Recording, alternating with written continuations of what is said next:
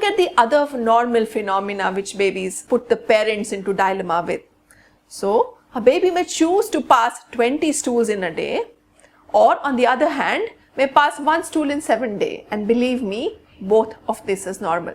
So when the baby is born, the first 5 days you have a darkish greenish black color stool which is called meconium in medical language, which on the 5th day changes to a yellow color, and on that particular day the child may have many stools, which is called transitional diarrhea, and it should not be treated. Apart from that, there are other phenomena which are normal about newborns. Say for instance vomiting. Even after feeding, if you put the baby on the chest and burp the baby might still decide to throw up a little curdled milk, the whole feed, or just a small burp with a small amount of milk. This is a normal phenomena and it does not require treatment. The only time that we need to treat vomiting in a baby is when the vomiting is so excessive that it prevents weight gain for the baby. Hiccups, noisy breathing are again a normal phenomena. Occasional sneeze, occasional cough is again normal and does not signify an infection, therefore does not need to be treated. Babies may also make funny noises when they are asleep, but again that's again normal because their airways are soft and narrow and therefore does not need to be treated. There are a few other normal phenomena like hiccups. Hiccups is again not to be given too much weightage, or one should not worry about it, and it stops on its own. If at times it's troubling the baby, a little more feeding, that is breastfeeding, would take care of the hiccups. Just like hiccups, stretching is also a normal phenomena. Consider yourself in a position of the baby who sleeps for about 18 to 20 hours in a day. Obviously, even if you were to sleep so much, you would get up stretching. So stretching is just a normal way for the baby to exercise and stretch his muscle. Similarly, crying is a normal phenomena. Many a times, apart from crying for hunger, or if the baby is wet, or the baby wants to be carried, or of course any discomfort like a colic, etc., babies may cry just to spend their energy, and then they could build up a hunger and then take a next feed.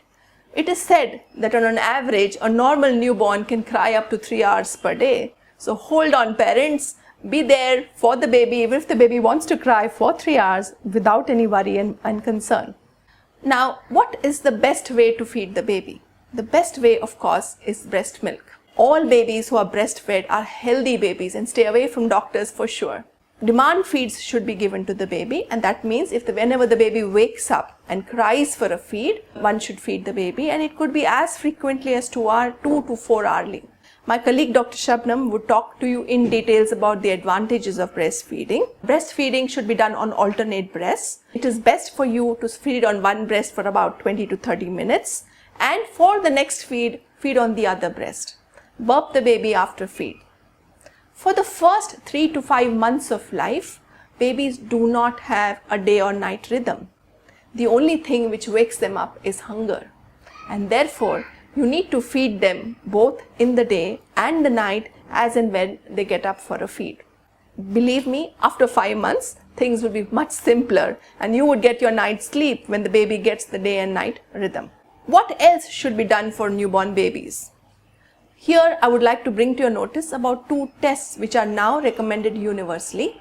One is the newborn hearing screen, which is done for all babies and internationally, and it has come even into our country, and it is a good idea to screen the babies for a hearing problem.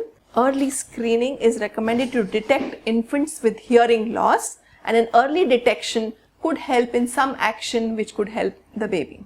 There are few tests which are done, which are blood tests, which are done to screen for metabolic diseases, and these diseases are crippling diseases which cause mental retardation, or it really affects the baby very adversely. So screening for diseases at birth is now universally recommended.